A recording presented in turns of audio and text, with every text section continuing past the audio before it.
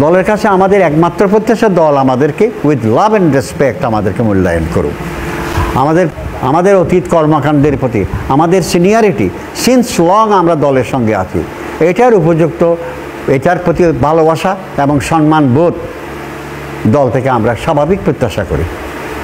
আমি তো রাজনীতিতে সক্রিয়ভাবে জাতীয় রাজনীতিতে অংশগ্রহণ করি 1977 ইংরেজি থেকে। 1977 ইংরেজিতে প্রথম রাষ্ট্রপতি জিয়াউর রাঙ্গুনিয়া পরিদর্শন, রাঙ্গুনিয়া আসলেন সফরে। উত্তর রাঙ্গুনিয়া কলেজ, ওই যে চট্টগ্রাম রাঙ্গুনিয়া কলেজ মাঠে বিরাট জনসভার আয়োজন, তখন আমি ইউনিয়ন পরিষদের চেয়ারম্যান।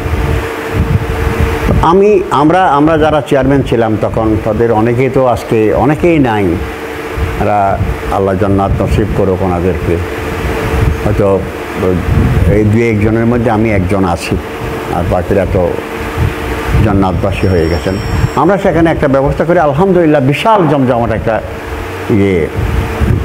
জমায়েত হয়েছিল সেদিন মানপত্র কে পড়বে এটা নিয়ে এখন তার আগের দিন কিছুটা আলোচনা হয়েছে। তো আমি বললাম মানপত্র কোনো সরকারি কর্মচারী বা এরা বাইরের কেউ পড়া উচিত হবে না। এটা রাঙ্গুনিয়া উনি আসতেছেন রাষ্ট্রপতি জিয়াউর রহমান, মানপত্র করবে, সান অফ সয়েল হইতে হবে, ভূমিপুত্র, আমাদের মধ্যে কেউ হবে।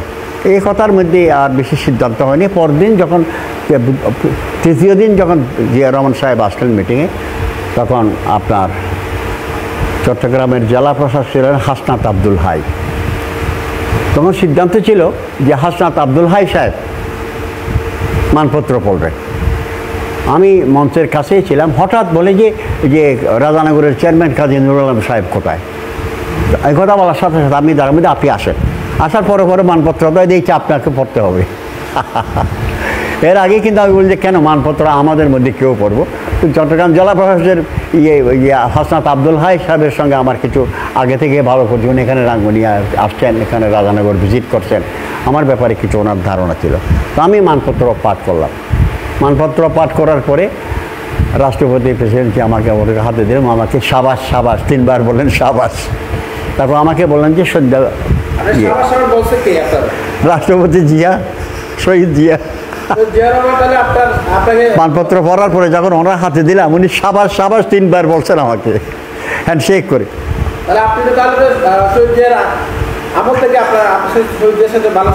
হ্যাঁ আলহামদুলিল্লাহ। তখন আমাকে জামাল উদ্দিন সাহেব, আল্লাহ ব্যস্ত নসিব করুন, নাই দুনিয়াতে, উনি আমাকে আবার কাছে ডাকলেন যে আজকে 5টার সময় কি সার্কিট হাউসে আসতে হবে? নিশ্চয় স্যার আসবো। আমি গেলাম যথারীতি সার্কিট হাউসে গিয়ে কিছুক্ষণ বসার পর উনি আসলেন যে প্রেসিডেন্ট সাহেব আসতে চান। প্রেসিডেন্ট আসলো, আমরা দাঁড়ালাম। যে স্যার, আমাকে এর আগে উনি বললেন যে are you incline in politics? আমি yes sir, I am highly interested incline. তখন আমাকে জামাল উদ্দিন সাহেব কাঁধে হাত ধরে নিয়ে জিয়া সাহেবের কাছে নিয়ে গেল যে বসো। তা আমরা চাই আমরা নতুন করে রাজনৈতিক একটা দল করতে চাই।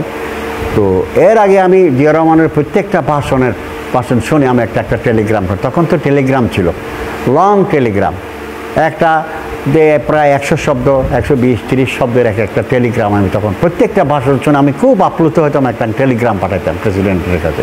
তো আমরা চাই, উনি বলে যে আমরা চাই যে আপনার এই যে আমাদের মধ্যে আমাদের দেশ থেকে আমরা কিছু উৎসাহী দেশপ্রেমিক কিছু লোক আমরা চাই, আমরা একটা দল গঠন করতে, এই দেশটাকে নতুন করে গঠন করতে হবে। স্যার, আমরা ইনশাল্লাহ কাজ করব।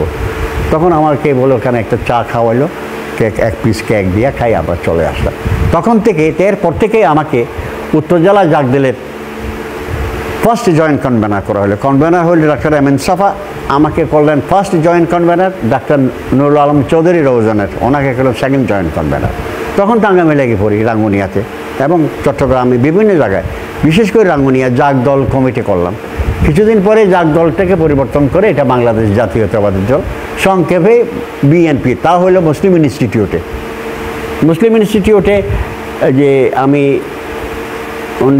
বিএনপি হওয়ার পরে গঠন করার কিছুদিন পরে,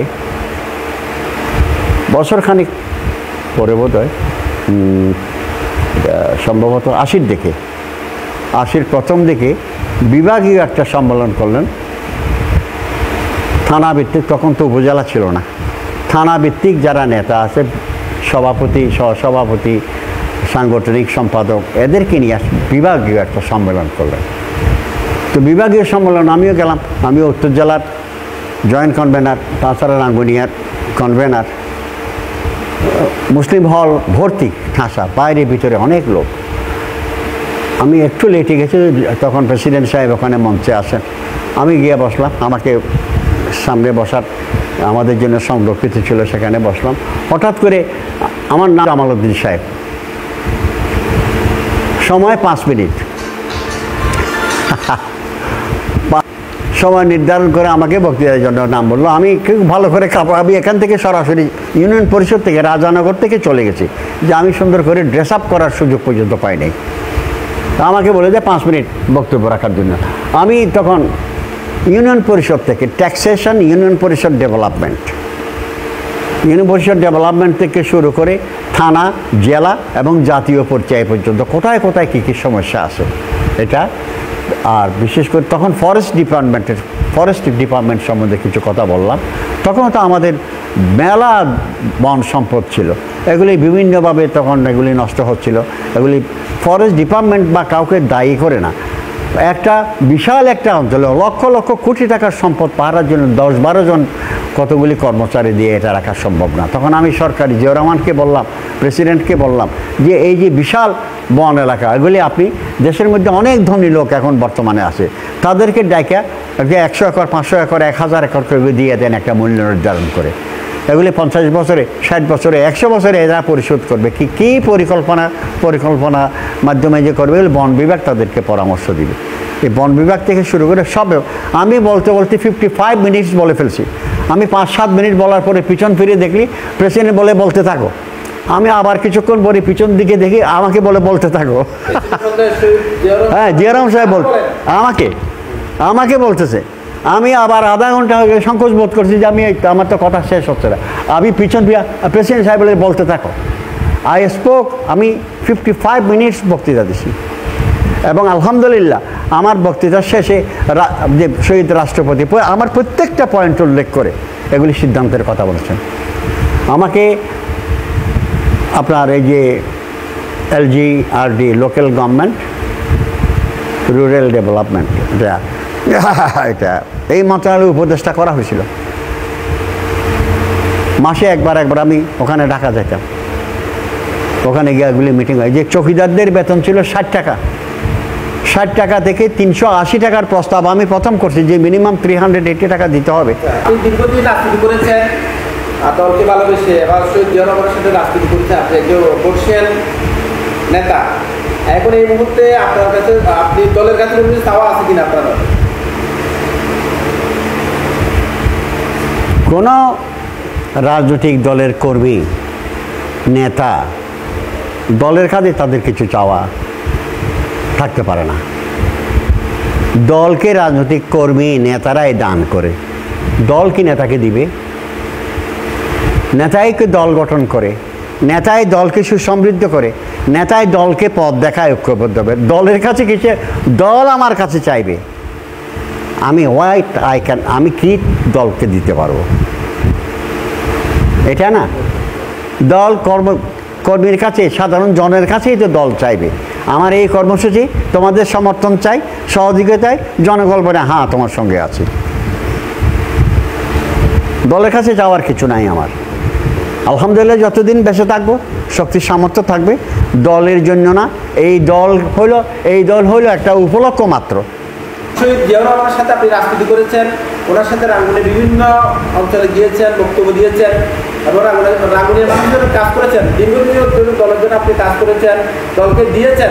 এখন দলের কাছ থেকে আপনার কোনো কিছু চাওয়া আছে কিনা? দলের কাছ থেকে তো আমার চাওয়ার চেয়েও বেশি আমি পেয়েছি। 1979 ইংরেজির প্রথম জাতীয় সংসদ নির্বাচনে আমাকে মরহুম আমাদের প্রিয় নেতা জামালউদ্দিন সাহেব আমাকে ডেকে বললেন যে তুমি নমিনেশন পত্র নিবে এবং নমিনেশন চাইবে। শহীদ প্রেসিডেন্ট রাষ্ট্রপতি চায় তুমি এখান থেকে নির্বাচন করো। আমি ঠিক সেভাবেই নির্বাচন করলাম। যা হোক সেবার আমি হয়তো আমি নির্বাচনে আমি জয়ী হতে পারি নাই। আমার সঙ্গে প্রতিদ্বন্দ্বিতা ছিল শহীদ সালাউদ্দিন কাদের চৌধুরীর সাথে। এরপরে পর থেকেই তো আমি দলের সঙ্গে জড়িত আছি, দলের কর্মকাণ্ডের সঙ্গে জড়িত আছি। বর্তমানে দলের 1977 থেকে এই পর্যন্ত সিনিয়র নেতাদের মধ্যে, সিনিয়র নেতা বলেন কর্মী বলেন, বাংলাদেশ বেশ কজন, আর আমরা খুব বেশি আসি বলে মনে হয় নাই, আর আমরা মাত্র কজন বোধহয় আসি। আমরা দলের কাছে আমাদের প্রত্যাশা কি? দলের কাছে আমাদের একমাত্র প্রত্যাশা দল আমাদেরকে উইথ লাভ অ্যান্ড রেসপেক্ট আমাদেরকে মূল্যায়ন করুক। আমাদের প্রতি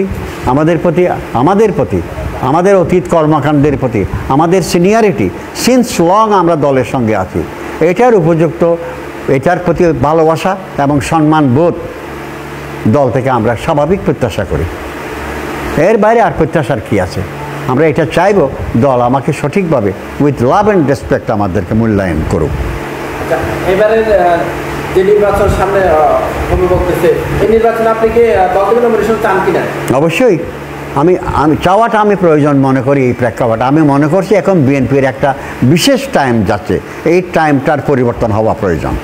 এখন আমরা যারা সিনিয়র যে মাত্র কজন আছি, আমরা শহীদ রাষ্ট্রপতি জিয়া রহমানের সঙ্গে আমরা যে সময় কাটাচ্ছি, সেই সময়টা, সেই স্মৃতিগুলি, সেই আসল ধ্যান ধারণা, রাষ্ট্র এবং জাতি গঠনের যে মূল চিন্তাভাবনা, সেটা এখনও আমরা অনেকে বিস্মৃত হয়ে গেছি।